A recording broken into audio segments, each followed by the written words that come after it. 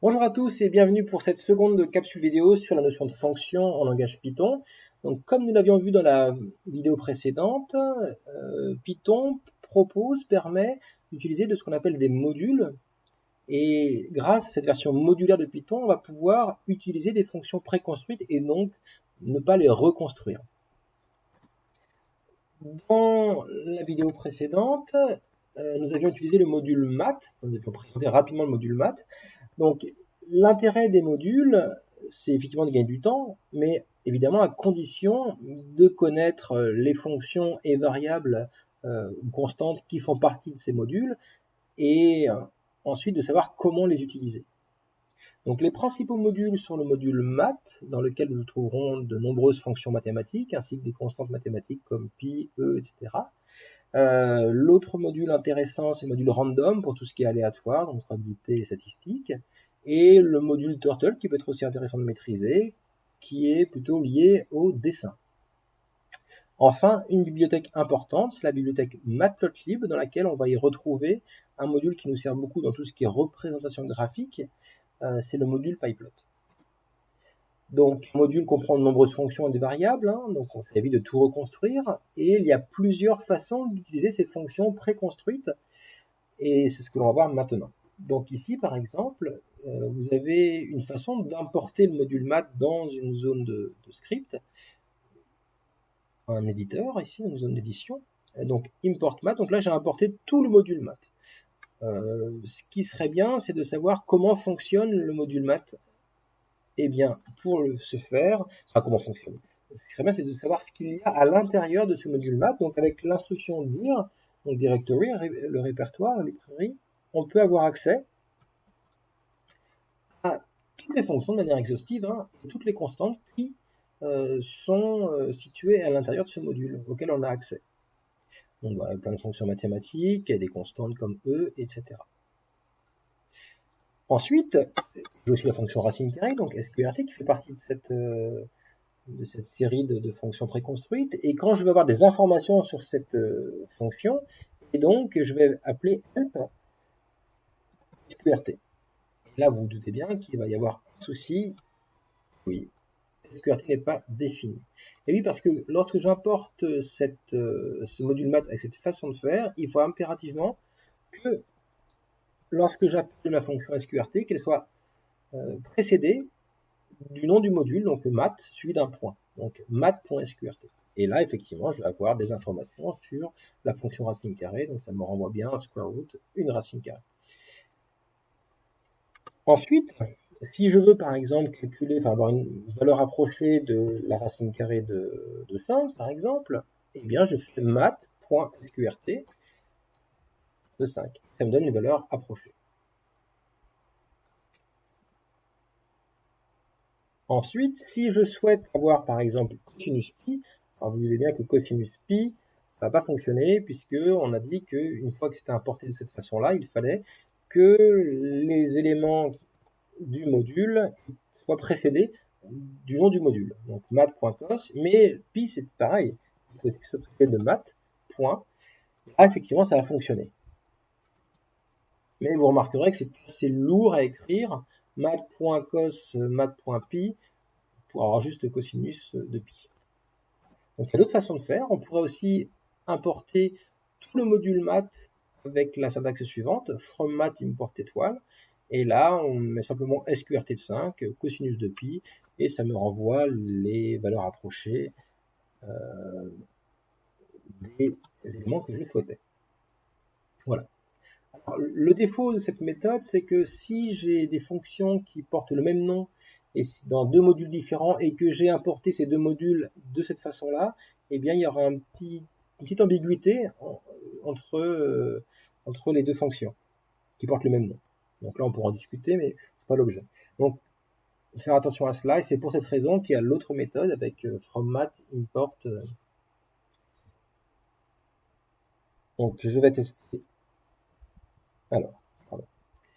Donc, je reviens. Hop. Donc, une autre façon de faire, ce serait from math import sqrt cospi. Donc là, je vais simplement non pas importer toute la bibliothèque math, mais simplement les éléments dont j'ai besoin. J'avais besoin ici dans mes exemples des fonctions racine carrée et cosinus, et de la constante pi. Donc c'est les trois que j'appelle, de façon à pouvoir faire mes calculs. Et encore une fois, ça fonctionne bien, il n'y a pas de souci. Une dernière méthode qui est assez intéressante aussi, c'est celle avec l'alias. Donc on a import math as m. Alors, encore une fois, c'est un intérêt parce que si deux fonctions portant le même nom, mais dans deux modules différents sont utilisées, s'il y a un souci. C'est aussi un intérêt lorsque le module utilisé porte un nom très très long. Comme par exemple, quand j'utilise le module pyplot de la bibliothèque matplotlib, eh bien, il faut que j'importe matplotlib.pyplot et il faudrait que j'écrive ça à chaque fois que je souhaite utiliser une fonction de ce module. Et donc, c'est très très long, et donc, ce n'est pas, s'il y a une autre façon plus intéressante, plus rapide de le faire, c'est bien. Alors, pour résumer, l'existence des modules principaux, donc Math, Random, Turtle, la bibliothèque Matplotlib et Pyplot, donc Math pour tout ce qui est notions mathématiques, hein, Random pour l'aléatoire, Turtle pour le dessin, et Matplotlib avec Pyplot pour tout ce qui est représentation graphique, etc. LPDIR de façon à avoir des informations sur la librairie du module, et puis help pour avoir des informations sur les fonctions ou les constantes situées dans ce module. Dans le même esprit, donc,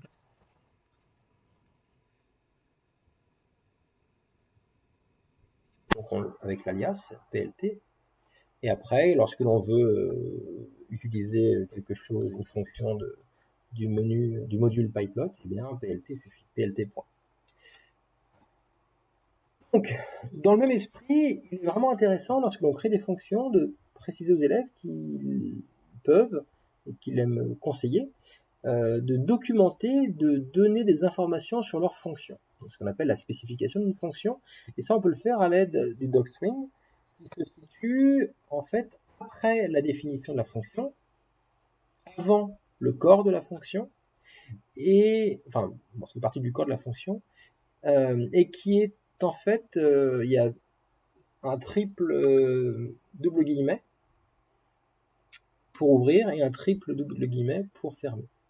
Et tout le texte qui est situé ici, en fait, n'est pas lu par la fonction lorsqu'elle est exécutée, et ce sont des informations auxquelles on peut avoir accès lorsque l'on appelle avec help la fonction norme, lorsqu'on souhaite avoir de l'aide sur la fonction que l'on a créée. Donc par exemple ici, si je fais help norme, eh bien ça va me renvoyer des informations sur la fonction norme. Alors qu'est-ce qu'elle fait? Eh bien c'est les informations qui sont situées ici. Je peux les récupérer ici, grâce au help. Alors, à quoi ça peut servir cette documentation? Eh bien ça sert à la fois à l'utilisateur, mais aussi au programmeur. Donc à l'utilisateur, puisqu'il va pouvoir savoir à quoi sert la fonction, comment il peut l'utiliser, et quelles conditions il doit respecter, notamment par exemple au niveau des paramètres. Et au programmeur, il va pouvoir préciser le nombre et la nature des paramètres, ainsi que la relation entre la valeur renvoyée et celle du ou des paramètres. Enfin, on terminera par un dernier module, c'est le module doctest, qui est vraiment intéressant et qui permet de tester sa fonction. Donc en fait, je reprends la même fonction précédemment, et dans cette fonction, dans le docstring, en fait, j'ai précisé que la norme du couple 1,0 devait me renvoyer 1, et la norme du couple 3,4 était censée me renvoyer 5. Alors c'est normal, hein, puisque racine carrée de 1 au carré plus 0 au carré, ça fait bien 1, et racine carrée de 3 au carré plus 4 au carré, ça fait bien 5. Et donc, la syntaxe est la suivante, on triple chevron. Alors là, attention, il faut mettre un espace, sinon ça ne fonctionne pas. On triple chevron suivi d'un espace, et puis après, on met le nom de la fonction, et puis on met les paramètres que l'on souhaite, et ensuite, on met la valeur que est censée renvoyer la fonction. Là, j'ai mis deux exemples, je pourrais en mettre plus des exemples, hein, c'est comme je le souhaite.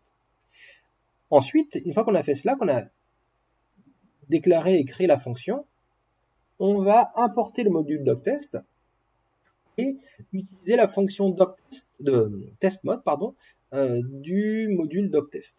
Donc, je vais lancer et je vois que j'ai deux erreurs. quand je fais norme de 1, 0, la valeur attendue est 1. Or, cette fonction me renvoie 1.0. Et j'ai la même erreur ici en dessous. La valeur attendue est 5. Or, ça me renvoie 5.0. Et oui, parce qu'en fait, la racine carrée renvoie renvoie un flottant. Donc, il faut que je modifie cela. Donc ici, je vais mettre 1.0. Je relance. Et là, on me dit qu'il y a un échec sur les deux tests. C'est l'échec avec 5. Et or, c'était 5.0. C'est 5.0 qui est reçu, or c'est 5 qui était attendu. Donc c'est normal toujours. Hein. Donc 5.0, hop, si je relance, je verrai que je n'ai plus d'échec. Donc result, aucun échec de résultat. Voilà. Donc ça c'est intéressant pour vérifier que notre fonction, elle fonctionne bien justement. Alors évidemment sur deux exemples, hein, ça ne veut pas dire que c'est vrai tout le temps, mais ça permet de faire quelques petits tests. Et ça permet aussi au programmeur de se corriger s'il voit qu'il y a des erreurs, soit en modifiant son programme, soit en modifiant sa documentation. Alors, on peut aussi le faire lorsqu'il y a plusieurs fonctions définies. Donc là, j'ai défini la fonction norme, la fonction f ici. Voilà. Et ici, alors, ce qu'on peut faire aussi, c'est la syntaxe suivante, if name égale main, import test. En fait, ça évite, vous allez voir ce que ça évite. Hein. Donc là, j'ai lancé, vous n'avez rien vu, hein. Et oui. Donc là, je vais le relancer avec une erreur et vous allez voir, il dit qu'il y a une erreur. Et par contre, si je le relance sans erreur, eh bien, il ne dit rien.